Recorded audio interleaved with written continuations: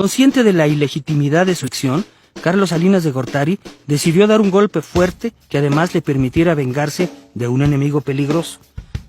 Empezando enero de 1989, el ejército y la policía asaltaron la casa del cacique petrolero Joaquín Hernández, La Quina, que entre otras cosas había publicado el pasquín Un asesino en la silla, en el que denunciaba la muerte de una sirvienta a manos del niñito Carlitos Salinas de Gortari. La Quina fue a dar a la cárcel y no salió hasta avanzado el siguiente sexenio. Para compensar, también se arrestó al financiero Eduardo Legorreta, solo que él fue liberado al poco tiempo. Después, Salinas eliminó a Carlos Jongitud, el líder caciquil del sindicato de maestros, y en su lugar puso a Elbester Gordillo. Una vez más, un cacique corrupto era removido desde arriba, pero en vez de impulsar la democracia interna de los sindicatos, el presidente impuso a otro líder tan dúctil como el anterior. Un nuevo golpe mediático de Salinas fue la renegociación de la deuda externa.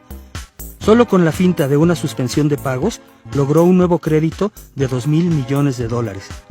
Como la supuesta renegociación en la práctica no fue nada, Salinas propuso a Estados Unidos un tratado de libre comercio. Los gringos felices aceptaron en el acto y dijeron que desde la compra de Luisiana y Alaska no había habido algo tan ventajoso para ellos. Ya picado, Salinas le dio duro a las privatizaciones y en 1993 de las 1,115 empresas estatales quedaban 213. Además, como en el caso de la compañía minera de Cananea, el gobierno sometió a obreros por la fuerza, después declaraba la quiebra, se limpiaban las deudas y después las empresas se vendían a precios irrisorios.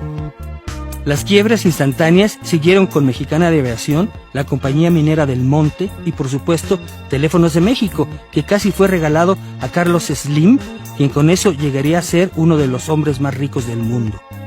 Luego vino la banca, y 18 bancos saneados y baratísimos se vendieron en paquetes entre 1991 y 1992.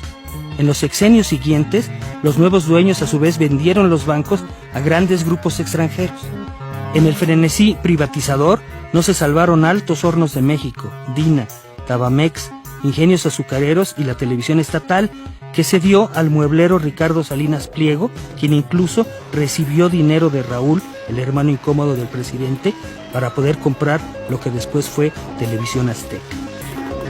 Otra medida de Salinas, apoyada por los medios, fue el Programa Nacional de Solidaridad, o Pronasol, que le sirvió para infinitas operaciones políticas, electoreras, económicas y para comprar al que se dejara. El Pronasol se fortaleció tanto que se creyó que era la base de un nuevo partido político que sustituiría al PRI. Políticamente, Salinas se concentró en combatir con todas sus mañas al recién creado PRD, Partido de la Revolución Democrática, cuya cabeza era Cuauhtémoc Cárdenas. Ni los veo ni los oigo, decía Salinas. Con el PAN todo fue distinto. Se le reconocieron triunfos en Baja California, Guanajuato y Yucatán.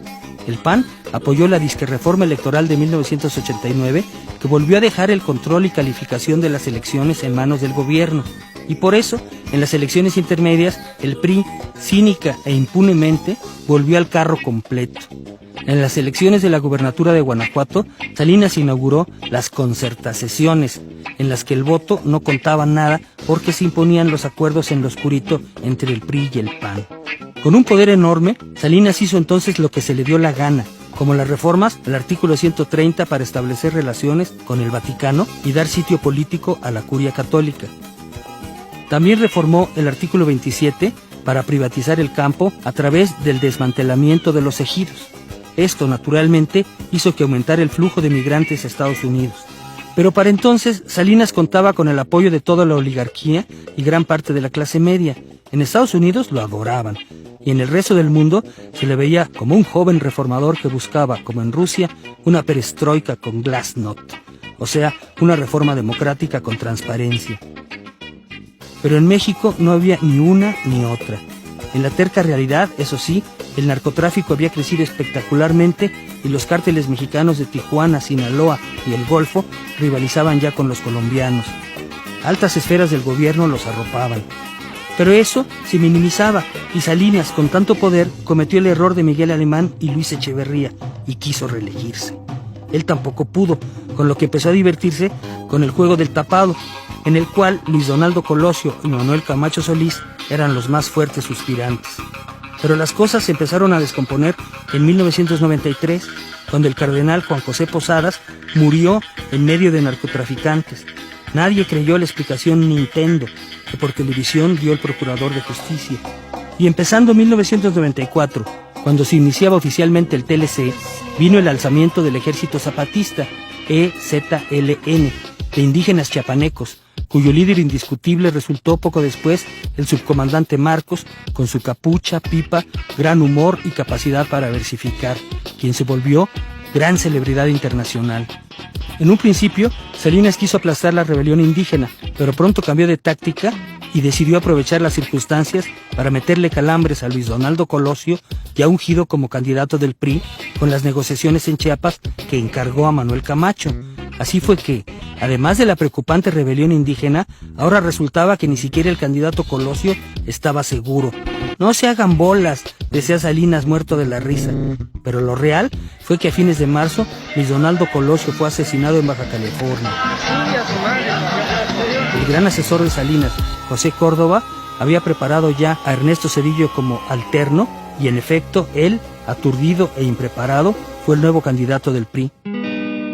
Las negociaciones con Marcos y el EZLN se habían estancado y en julio vinieron las elecciones, en las que Cuauhtémoc Cárdenas fue el gran perdedor. El candidato del PAN, Diego Fernández de Ceballos, se hizo chiquito para que Ernesto Zedillo pudiera ser el nuevo presidente. Pero el colmo vino poco después, cuando el excuñado de Salinas, José Francisco Ruiz Massieu, que iba para líder priista del Congreso, también fue asesinado. El país vivía tensiones tremendas y para entonces era visible una fuerte fuga de capitales. La quiebra económica estaba a la vista. Salinas se negó a devaluar la moneda y poco después de que a regañadientes entregó el poder, en diciembre de 1994 ocurrió una de las más terribles crisis económicas que ha vivido este pobre país. Pues Carlos Salinas de Gortari se fue, pero nos dejó asesinatos, nos dejó un alzamiento guerrillero y por si fuera poco nos hundió en una de las peores crisis que han tenido lugar en nuestro país.